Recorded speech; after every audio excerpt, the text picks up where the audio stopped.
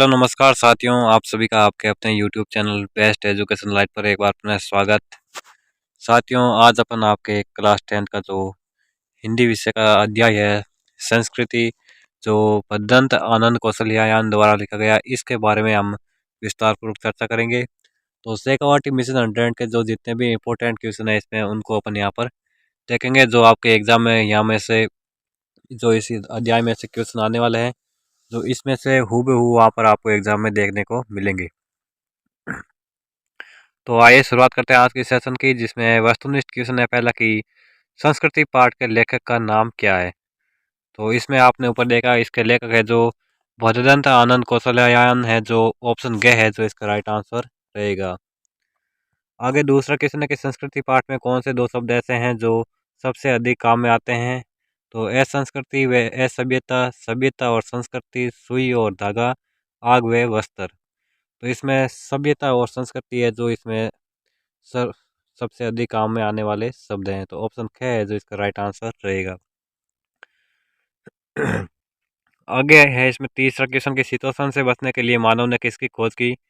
तो कंबल की, कपास की, या सुई धागे की, या मशीन की। तो इसमें मानव ने शीतोष्ण से बचने के लिए सुई धागे की खोज की थी। चौथा क्वेश्चन कि भद्दंत आनंद कौशल्यायन का बचपन का क्या नाम था।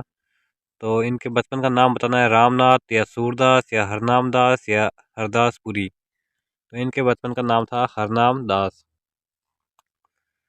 और आपको बताना है कमेंट में इनके जो बचपन का नाम तो हमने यहाँ पर देख लिया, तो इनका जन्म स्थान है वो आपको कमेंट बॉक्स में बताना है। पांचवा क्वेश्चन है कि गुरुत्वाकर्षण के सिद्धांत की खोज किसने की। तो न्यूटन ने, आर्यभट्ट ने, रदरफोर्ड ने, या थॉमसन ने। तो गुरुत्वाकर्षण के सिद्धांत की खोज आपके न्यूटन ने की थी। आगे नेक्स्ट क्वेश्चन है कि पेट की आग बुझाने के लिए मानव ने किसका आविष्कार किया। तो वस्त्र का, या तलवार का, या आग का, या सुई के धागे का। तो यहाँ पर मानव ने पेट की आग बुझाने के लिए आग का आविष्कार किया था। आगे सातवां क्वेश्चन है कि मोती भरा थाल किससे कहा गया है। तो घास पर चमकती हुई ओस की बूंदों को, चांद तारों को, मोतियों से भरी थाली को, या तारों से भरे आकाश को। तो मोती भरा थाल आपके तारों से भरे आकाश को कहा गया। आगे नेक्स्ट आठवां क्वेश्चन देखते हैं। तो आठवां क्वेश्चन है इसमें कि लेखक ने असभ्यता की जननी किसे कहा है। तो असभ्यता की जननी संस्कृति को, असंस्कृति को, लालची प्रकृति को, या सभ्यता को। तो यहाँ पर लेखक ने असभ्यता की जननी है वो असंस्कृति को कहा है। आगे नेक्स्ट नौवां क्वेश्चन कि किस महापुरुष का सारा जीवन मजदूरों के हक के लिए बीता। तो नेहरू, या लेनिन, या कार्ल मार्क्स, या अब्राहम लिंकन। तो कार्ल मार्क्स जी का जन्म है जो जीवन भर मजदूरों के हक के लिए बीता। आगे 10वां क्वेश्चन पेट भरा और तन ढका होने पर भी कौन सो नहीं पाता। तो बीमार व्यक्ति, बेचैन व्यक्ति, संस्कृत व्यक्ति, या असंस्कृत व्यक्ति।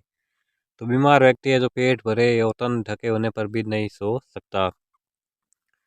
11 कृष्ण की संस्कृति पाठ में न्यूटन को क्या कहा गया। तो वैज्ञानिक, असंस्कृत व्यक्ति, संस्कृत मानव, या आदि मानव। तो संस्कृति पाठ में न्यूटन को संस्कृत मानव कहा गया। आगे 12 क्वेश्चन के संस्कृति का संबंध मानव के किस जीवन से होता है। तो बाहरी जीवन से, भौतिक जीवन से, आंतरिक जीवन से, या सामाजिक जीवन से। तो इसका संबंध है जो भौतिक जीवन से होता है।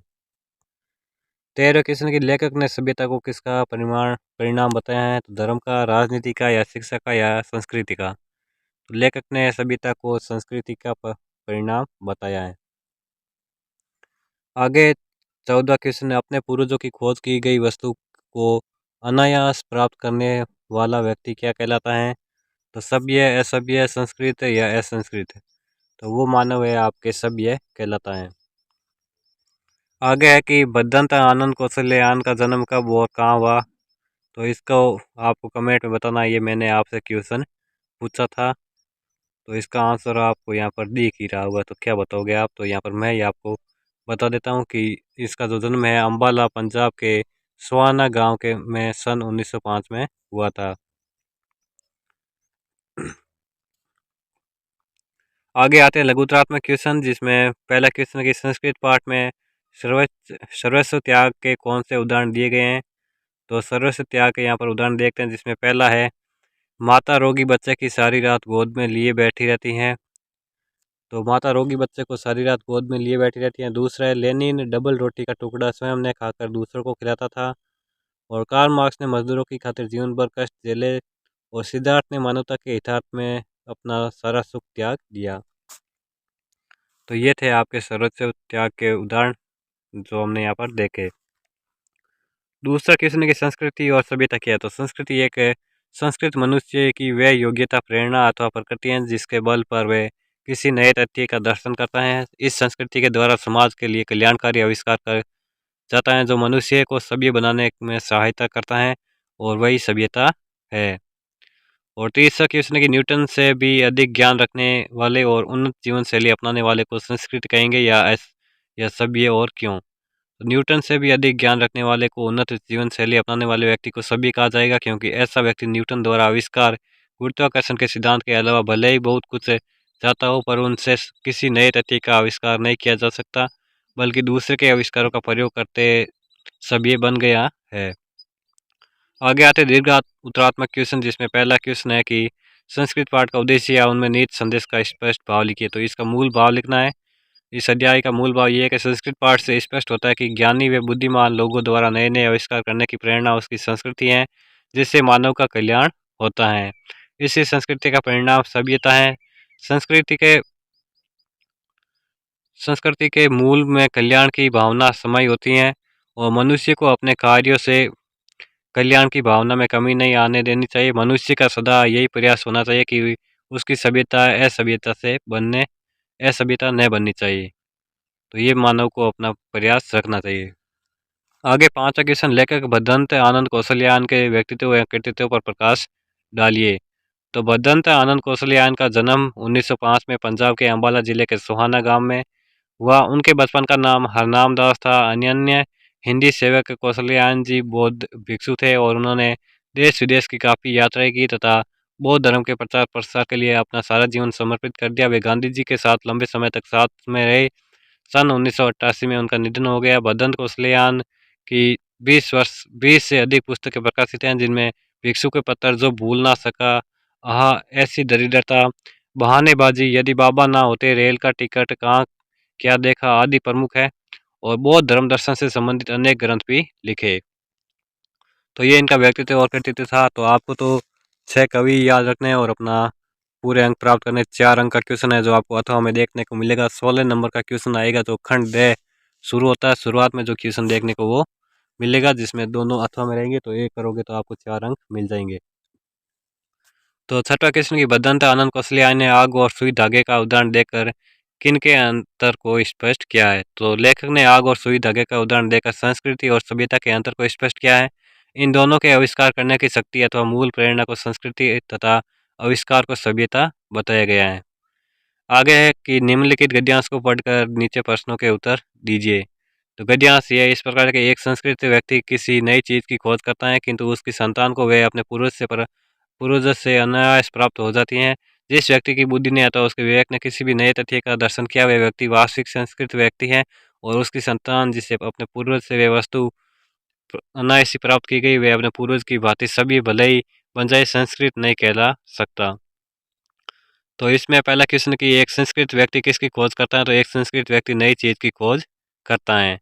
दूसरा क्वेश्चन कि गद्यांश के अनुसार संस्कृत व्यक्ति कौन है। तो जिस व्यक्ति ने के विवेक ने किसी नए तथ्य का दर्शन किया, वह व्यक्ति संस्कृत है। और तीसरा क्वेश्चन सभी व्यक्ति कौन है। तो जिस व्यक्ति को अपने पूर्वजों से जो चीज़ मिली, वह व्यक्ति सभ्य है। और चौथा क्वेश्चन गद्यांश के अनुसार अनायास शब्द का क्या अर्थ है। तो अनायास शब्द का है अर्थ है कि बिना प्रयास के जो मिले वो है अनायास। आगे एक और है कि निम्नलिखित गद्यांश को पढ़कर नीचे लिखे प्रश्नों के उत्तर दीजिए। तो इसमें है कि और सभ्यता सभ्यता है संस्कृति का परिणाम। हमारे खाने पीने के तरीके, हमारे ओढ़ने पहनने के तरीके, हमारे गमा गमनागमन के साधन, हमारे परस्पर कटने मारने के तरीके, सब हमारी सभ्यता है। मानव की जो योग्यता उससे आत्मविश्वास के साधनों का आविष्कार करती हैं, उन हम उसे उसकी संस्कृति कहते हैं। कई या संस्कृति जिन साधनों के बल पर वह दिन रात आत्म विनाश में जुटा हुआ है, उन्हें हम उसकी सभ्यता समझे या संस्कृति। असभ्यता संस्कृति का यदि कल्याण की भावना से नाता टूट जाएगा, तो वह असंस्कृति होकर ही रहेगी, और ऐसी संस्कृति का अवश्य भावी परिणाम अक्षमता के अतिरिक्त दूसरा क्या होगा। तो ये इस प्रकार कुछ गद्यांश था, आपको ध्यानपूर्वक पढ़ना है और उसके क्वेश्चनों के उत्तर देने हैं। तो इसमें पहला क्वेश्चन कि सभ्यता किसका परिणाम है, तो सभ्यता सभ्यता आपके जो है संस्कृति का परिणाम है। अगला क्वेश्चन कि हमारी सभ्यता क्या है, तो हमारे खाने पीने, ओढ़ने पहनने के तरीके, आवागमन के साधन आदि हमारी सभ्यता है। तीसरा क्वेश्चन है कि लेखक ने असंस्कृति किसे कहा, तो मानव की जो योग्यता आत्म विनाश के साधनों का आविष्कार करती हैं उसे लेखक ने असंस्कृति कहा है। अगला क्वेश्चन है कि आत्म विनाश का शब्द का अर्थ क्या है, तो आपको अर्थ बताना है कि आत्म विनाश का शब्द है अर्थ है कि स्वयं का विनाश। तो ये तो स्पष्ट है, आप आसानी से इसको कर दोगे। तो साथियों, ये था अपना क्षितिज बुक का जो अंतिम अध्याय। यहाँ पर हमने इसका संपूर्ण सॉल्यूशन किया और अगले वीडियो में हम इसमें आपकी अगली बुक है कृतिका, जिसमें माता का अंचल अध्याय है, उसका सॉल्यूशन करने वाले हैं। तो सिक्योरिटी मिशन 100 को आपको अच्छे से कवर करना और इनमें से आपको 100% क्वेश्चन देखने को मिलेंगे।